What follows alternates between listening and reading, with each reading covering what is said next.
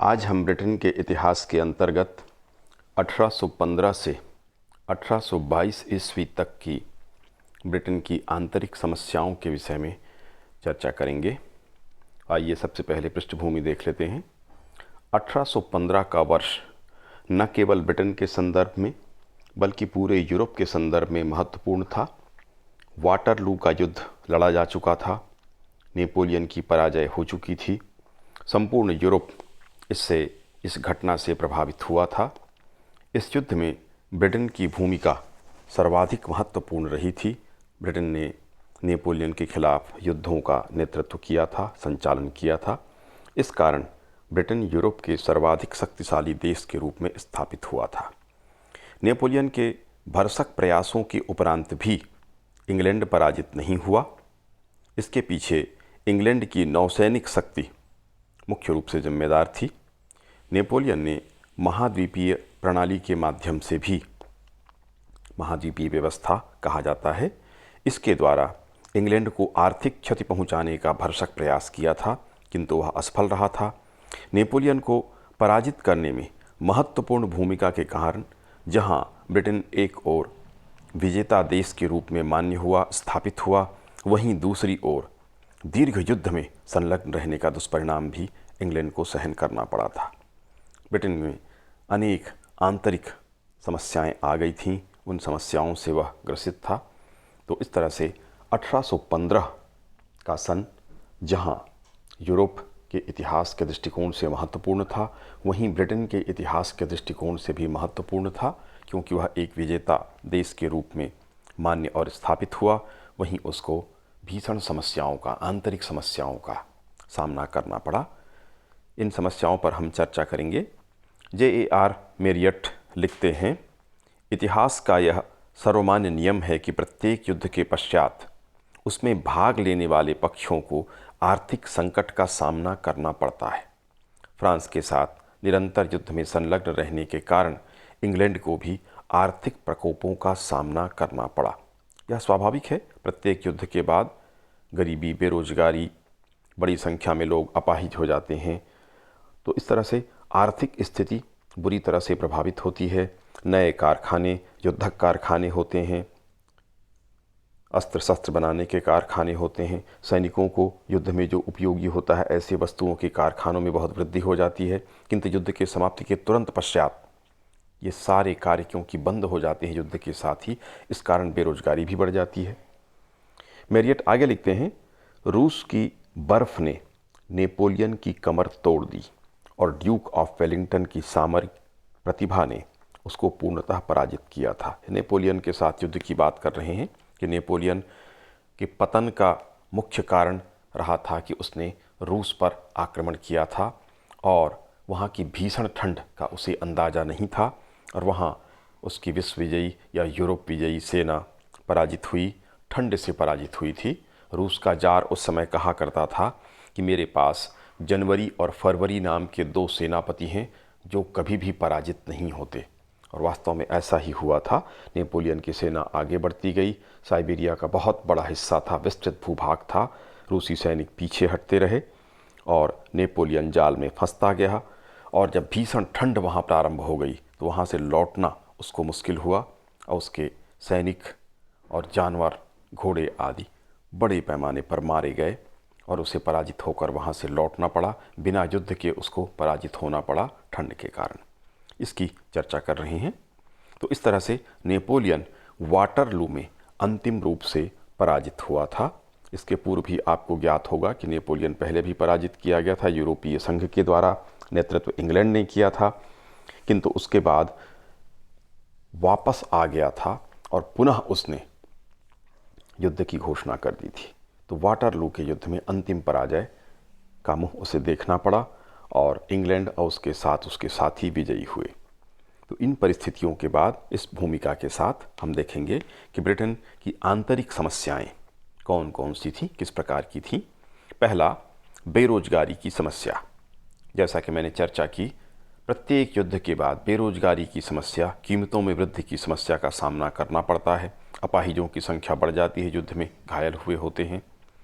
विधवाओं की संख्या बढ़ जाती है समाज में, क्योंकि पुरुष युद्ध करते हैं, बड़ी संख्या में अगर वो मारे जाते हैं तो सामाजिक स्थितियों में भी बड़ा परिवर्तन शुरू हो जाता है। तो क्योंकि युद्ध के समय युद्धक कारखाने स्थापित होते हैं, गोली बारूद के, अस्त्र शस्त्र के, सैनिकों के जो साजो सामान हैं उनके भोजन के पैकिंग करने के लिए और रसद की सामग्री की आपूर्ति करने के लिए युद्ध में जो आवश्यकताएं होती हैं उसके अनुरूप अर्थव्यवस्था ढलने लग जाती है। किंतु युद्ध के समाप्ति के पश्चात इन वस्तुओं की आवश्यकता नहीं होती और इस कारण से युद्ध जनित समस्याओं से ज़बरदस्त बेरोजगारी की स्थिति उत्पन्न होती है। ऐसी ही स्थिति ब्रिटेन में इस समय उत्पन्न हो गई थी। तो बेरोजगारी की समस्या थी, युवा बेरोजगार थे बड़ी संख्या में। दूसरी समस्या थी मजदूरों की समस्या। मजदूर भी इस समय समस्याग्रस्त थे। पहली तो उन्हें रोजगार की ही समस्या थी, उपयुक्त काम उन्हें प्राप्त नहीं होता था, इसलिए उनमें असंतोष था। और दूसरी जो कार्य उन्हें मिलता भी था उनमें उन्हें पर्याप्त मजदूरी या वेतन की प्राप्ति नहीं होती थी और इसी प्रकार से मजदूर भी युद्ध के कार्य में संलग्न रहते हैं। सामान अनेक स्थलों के लिए भेजा जाता है, उसके लिए मजदूरों की बड़ी संख्या में आवश्यकता पड़ती है। ये भी बेरोजगार हो गए थे। तो मजदूरों की समस्या थी, ये और लगातार बढ़ती जा रही थी। कमज़ोर व्यापारिक स्थिति। इस काल में ब्रिटेन की व्यापारिक स्थिति दयनीय हो चुकी थी। युद्ध के कारण व्यापार करना मुश्किल था। आप सभी जानते हैं अशांति का काल हो, कभी भी आक्रमण हो सकता हो और ब्रिटेन का क्योंकि वह द्वीप देश है, समुद्री मार्ग से पूरा व्यापार होता था, तो उस समय कभी भी उस पर आक्रमण हो सकता था और नेपोलियन का आतंक पूरे यूरोप में था। तो इस कारण से व्यापार की स्थिति खराब होती गई थी क्योंकि अशांतिपूर्ण वातावरण था पूरे यूरोप में और ब्रिटेन क्योंकि मुख्यतः व्यापारिक देश था तो उसका पूरा व्यापार अवरुद्ध हो गया था।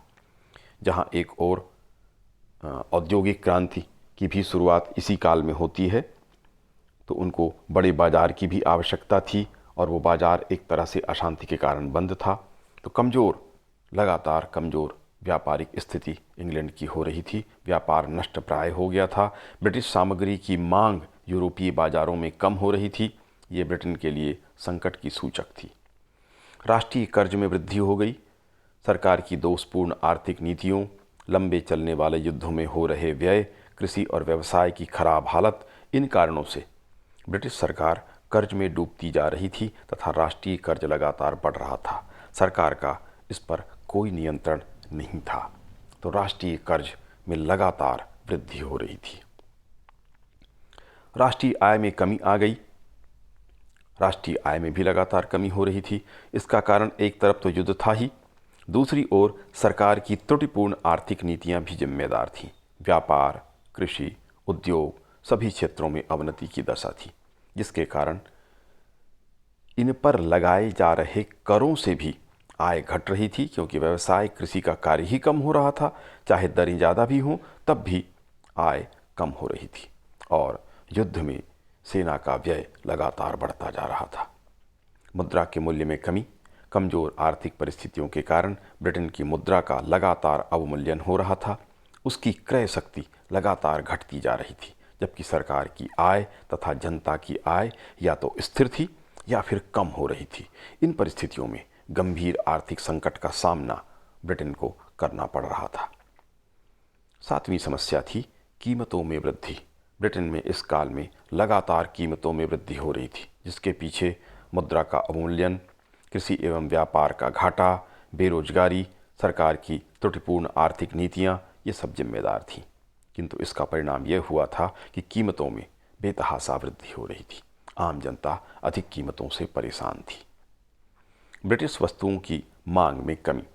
विदेशों में ब्रिटिश वस्तुओं की मांग में लगातार कमी आ रही थी। इसके पीछे लंबे युद्ध तथा अंतर्राष्ट्रीय आर्थिक स्थितियां जिम्मेदार थीं। इसके कारण ब्रिटेन की आर्थिक स्थिति और भी खराब होती जा रही थी तथा व्यापार अवनति को प्राप्त हो रहा था। ब्रिटिश माल की मांग ही नहीं होने के कारण आपूर्ति का प्रश्न ही उत्पन्न नहीं होता था। दूसरी ओर ब्रिटेन में वस्तुओं के उत्पादन में भी लगातार कमी आ रही थी। तो इस तरह से ब्रिटिश वस्तुओं की मांग में लगातार कमी यूरोप के क्षेत्र में या विश्व के अन्य क्षेत्रों में हुई थी। करों की अधिकता। इस समय ब्रिटेन में करों की अधिकता थी, किंतु फिर भी सरकारी आय में कमी हो रही थी। 1793 से 1815 तक के 23 वर्षों में 6 करोड़ 50 लाख पाउंड से अधिक धन एकत्र करना पड़ा था। अंतिम 2 वर्षों में व्यय अत्यधिक बढ़ गया था। सरकार की आय से व्यय की तीव्रता के आय की तुलना में व्यय तीव्रता से बढ़ रहा था, अतः बिना ऋण के सरकार का गुजारा नहीं हो रहा था। 1815 तक 3 करोड़ 10 लाख पाउंड से ऊपर का सरकारी कर्ज हो चुका था। तो दयनीय आर्थिक स्थिति थी। करों की अधिकता के बावजूद ऋण सरकार को लगातार लेना पड़ रहा था, तभी काम चल रहा था। इसके पीछे मुख्य कारण युद्ध था। कृषि के क्षेत्र में संकट की स्थिति थी। कृषकों की स्थिति दयनीय हो चुकी थी। कृषक अधिक से अधिक भूमि पर जो कृषि करना चाहता है, कोई भी कृषक अधिक से अधिक खेती करना चाहता है, वहीं अब कृषि कार्य का त्याग कृषक कर रहे थे, क्योंकि कृषि अब लाभ का सौदा नहीं रहा था। मेरियट के अनुसार 1808 से 1813 के मध्य गेहूं की कीमत प्रति क्वार्टर 5 पाउंड से अधिक था तथा 1813 की गर्मियों में 171 सीलिंग तक पहुंच गया था। 1815 में गेहूं का निर्यात स्थगित कर दिया गया, जब तक कि गेहूं का मूल्य 80 सीलिंग का 1 क्वार्टर न हो जाए। तो इस तरह से कृषकों को भी आर्थिक संकट का सामना करना पड़ रहा था और कृषक अपनी खेती का काम, अपना जोत छोड़कर भाग रहे थे। औद्योगिक क्रांति जनित समस्याएं थी। इसी काल में ब्रिटेन में औद्योगिक क्रांति का श्री गणेश हो रहा था। औद्योगिक क्रांति में हाथ से बनी हुई वस्तुओं का स्थान मशीनों से बनी हुई वस्तुओं ने लेना शुरू कर दिया था। कुल मिलाकर मशीनीकरण की प्रक्रिया शुरू हो गई। इससे उत्पादन तो अधिक होने लगा, उत्पादन में वृद्धि होने लगी, किंतु उत्पादन में वृद्धि के साथ साथ अनेक समस्याएं औद्योगिकरण जनित होती हैं। जैसे मजदूरों को रोजगार तो मिला, लेकिन मजदूरों की समस्याएं बढ़ गईं। उनकी आवास की समस्या, स्वास्थ्य की समस्या, वेतन की समस्या, मजदूर और मालिक में टकराहट शुरू हो गई। सामाजिक, आर्थिक, राजनीतिक परिस्थितियां इसके कारण तीव्रता से बदलने लगीं। उद्योगों की स्थापना हेतु अधिक धन की आवश्यकता थी, मेन पावर की आवश्यकता थी। नगर बसने लगे, औद्योगिक नगर, और उनके साथ नगरीकरण की समस्याएं शुरू हो गईं। श्रमिकों के आंदोलन प्रारंभ हुए, उन पर प्रतिबंध लगाया गया, उनकी मांगें शुरू हुई। मालिक नौकर संघर्ष या मालिक मजदूर संघर्ष शुरू हो गए। इस तरह से ब्रिटेन में औद्योगिकरण के साथ इससे संबंधित समस्याओं का भी श्री गणेशिया प्रारंभ हो गया। अराजक स्थितियां, उपरोक्त आर्थिक स्थितियों के कारण अब व्यवस्था अस्त व्यस्त थी। आर्थिक मंदी की स्थितियां उत्पन्न हो गई। कृषकों एवं श्रमिकों का असंतोष अत्यधिक बढ़ गया। कारखानों में तोड़ फोड़ प्रारंभ हो गई। हिंसात्मक घटनाएं बढ़ने लगीं। रोटी और मांस की दुकानों पर हमले प्रारंभ हो गए। जगह जगह एकत्र भीड़ रोटी या खून के नारे लगा रही थी। यह केवल आर्थिक आंदोलन नहीं था, धीरे धीरे इसने राजनीतिक रूप धारण करना भी प्रारंभ कर दिया। राजनीतिक अधिकारों के लिए भी मांग शुरू हुई तथा संवैधानिक सुधार हेतु भी आंदोलन प्रारंभ हो गए। इस प्रकार अराजकतापूर्ण स्थिति यहाँ उत्पन्न हो गई। अगला था स्पाफील्ड के दंगे। 2 दिसंबर 1816 को स्पाफील्ड में एक बड़ी भीड़ एकत्र हो गई। इनके द्वारा आर्थिक एवं राजनीतिक सुधारों की मांग की जाने लगी। अनियंत्रित भीड़ ने टावर तथा राजकीय जेल पर आक्रमण कर दिया। यद्यपि भीड़ को भगा दिया गया, किंतु सामूहिक उपद्रव की शुरुआत यहाँ से हो गई। सरकार के द्वारा दमन प्रारंभ हुआ। 1817 में स्वतंत्रता कानून को स्थगित कर दिया गया। अब संदेह मात्र से किसी को भी गिरफ्तार किया जा सकता था। इस तरह से दंगे और उपद्रव ब्रिटेन में शुरू हो गए। अगला था कंबल वालों का जुलूस। जनवरी 1817 में बेरोजगार लोगों की एक भीड़ ने सरकार के सम्मुख एक प्रार्थना पत्र प्रस्तुत करने के लिए मैनचेस्टर से पैदल चलना प्रारंभ किया। भीड़ बढ़ती गई। इन्हें कंबल वालों का जुलूस नाम दिया गया था, परंतु डर्बी में उनके नेता पकड़ लिए गए और उन्हें वापस जाने के लिए बाध्य किया गया ताकि कोई अप्रिय स्थिति उत्पन्न न हो। अगला मैनचेस्टर हत्याकांड। 1819 में मैनचेस्टर के सेंट पीटर के मैदान में संसदीय सुधारों की मांग के लिए एक सभा का आयोजन किया गया, जहां इनके नेता हंट को भाषण देना था। यहां लगभग 50,000 व्यक्तियों की भीड़ एकत्र हो गई। भीड़ देखकर मजिस्ट्रेट भी आतंकित हो गए। उनके द्वारा सैनिकों को विद्रोहियों या विरोधियों या सभा जो कर रहे थे उनके नेता हंट को बंदी बनाने तथा भीड़ को हटाने के आदेश दिए गए। सैनिकों की कार्यवाही में अनेक व्यक्ति मारे गए तथा बड़ी संख्या में लोग हताहत हुए या घायल हुए। आंदोलनकारियों द्वारा इस मैदान को पीटरलू का मैदान का नाम दिया गया। ये वाटरलू के संदर्भ में है पीटरलू कि उन्होंने भी संघर्ष किया है, तो संघर्ष का प्रतीक इसको माना गया और पीटरलू इसके मैदान को नाम दिया गया। गैंग एक्ट का दुष्प्रभाव। सरकार के द्वारा स्थितियों को नियंत्रित करने हेतु 6 कानून बनाए गए जिन्हें गैंग एक्ट पुकारा गया। अब मेयर की स्वीकृति के बिना 50 से अधिक व्यक्ति सभा नहीं कर सकते थे। अपराधियों की न्याय प्रक्रिया में शीघ्रता किए जाने का निर्णय हुआ। सामान्य लोगों को हथियार की शिक्षा न दी जाए। अधिकारियों को हथियार जनता से जब्त करने का प्राप्त करने का अधिकार दिया गया। उपद्रवकारियों को कठोर दंड मिले तथा समाचार पत्र एवं अन्य पत्रों पर भारी कर लगाने का निर्णय लिया गया। किंतु इस एक्ट का जनता पर बुरा प्रभाव पड़ा। जनता ने विरोध करना शुरू किया। प्रत्यक्ष विरोध जब वो नहीं कर पाए तो उन्होंने षड्यंत्रकारी नीति प्रारंभ कर दी और षड्यंत्रों की श्रृंखला ब्रिटेन में हम इसके बाद देखते हैं। विभिन्न षड्यंत्र। प्रमुख षड्यंत्रों में सर्वप्रथम कैटोग्रेड या कैट्रो की सड़क का षड्यंत्र था। थ्री सील वुड के नेतृत्व में कुछ व्यक्तियों ने एक सामूहिक भोज के अवसर पर मंत्रिमंडल के सभी सदस्यों को मार डालने की या कत्ल करने की योजना बनाई, किंतु समय रहते जासूसों के द्वारा इसकी जानकारी प्राप्त हो गई। इस कारण से षड्यंत्रकारियों को मृत्युदंड दिया गया, नियंत्रित कर लिया गया। इसी तरह स्कॉटलैंड में भी अनेक उपद्रव हुए, किंतु उन्हें भी दबा दिया गया। 1815 से 1822 के मध्य इस प्रकार के अनेक उपद्रव और षड्यंत्र हुए। सरकार के द्वारा इनका कठोर दमन किया गया। विभिन्न उपद्रव। 1816 में एक उपद्रव घटित हुआ। कुछ नवयुवकों को जो बेरोजगार थे उन्हें उकसाया गया। उन्हें कुछ सांसदों का भी समर्थन प्राप्त था। इन्होंने कैम्ब्रिज शायर है वहाँ पर स्थित लिटिल पोर्ट यानी बंदरगाह पर अधिकार कर लिया। सरकार को सेना की सहायता से उनका दमन करना पड़ा। इसी प्रकार जनवरी 1817 में जब सम्राट संसद के अधिवेशन का उद्घाटन करने के बाद राजमहल वापस जा रहे थे, एक विशाल समूह ने इन्हें घेरने का प्रयास किया, आक्रमण कर दिया। किसी तरह से स्थिति पर नियंत्रण किया गया। इस तरह के अनेक उपद्रव इस समय ब्रिटेन में हुए। और अंतिम समस्या के रूप में था भिखारियों की संख्या में वृद्धि।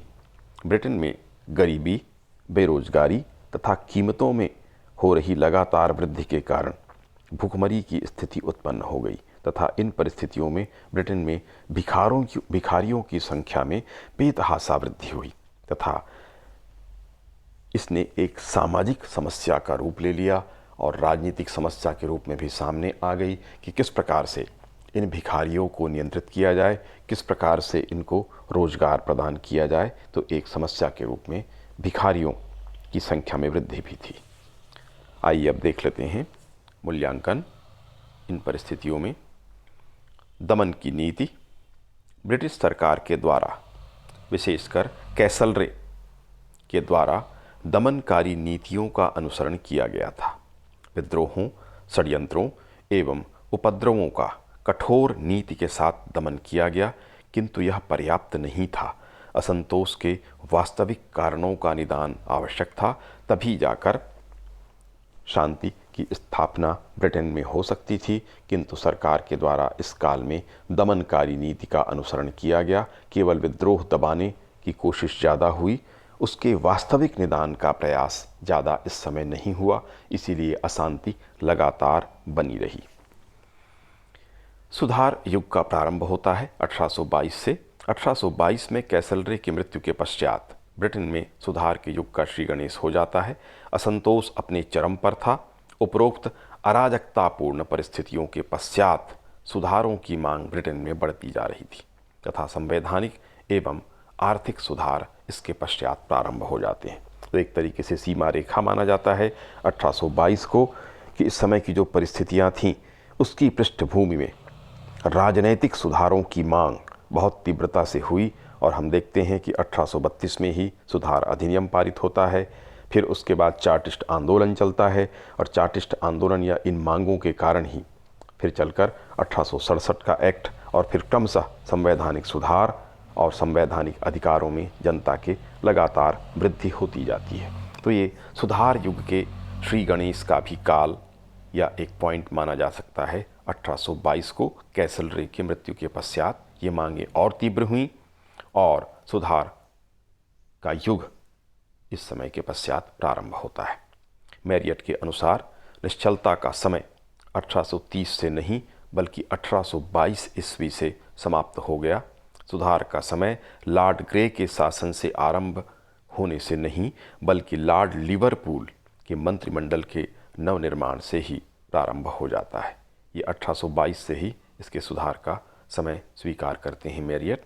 1830 के बजाय 1822 से ही सुधार प्रारंभ हो गया था। सुधार का वातावरण, उसकी मांगें बहुत तीव्र हो गई थी। आगे मैरियट लिखते हैं, यद्यपि इंग्लैंड की राजनैतिक व सैनिक प्रतिष्ठा 1815 में अपने उच्चतम शिखर पर पहुंच गई थी, किंतु औद्योगिक संकट तथा सामाजिक असंतोष के कारण उसकी स्थिति अत्यंत दयनीय हो गई थी। मैरियट उसी ओर इशारा कर रहे हैं जिसकी हम चर्चा कर रहे थे, प्रारंभ में भी हमने बात की कि जहां इंग्लैंड एक और विजेता राष्ट्र के रूप में यूरोप में ख्याति प्राप्त करता है, तो उसकी कीमत भी उसको अपने देश में चुकानी पड़ती है। जिन समस्याओं की चर्चा हमने की, इस तरह की समस्याएं उत्पन्न हो गईं और ब्रिटेन को लगातार युद्धों में संलग्न रहने की कीमत चुकानी पड़ी, या विश्व विजेता या नेपोलियन विजेता कहलाने में जो उसने गर्व महसूस किया था, उसकी कीमत भी उसके द्वारा अदा की गई, जो विभिन्न समस्याओं के रूप में ब्रिटेन में आ खड़ी हुई थी, जिसकी हमने विस्तारपूर्वक चर्चा की थी। तो ये था इस काल में ब्रिटेन में आंतरिक समस्याएं।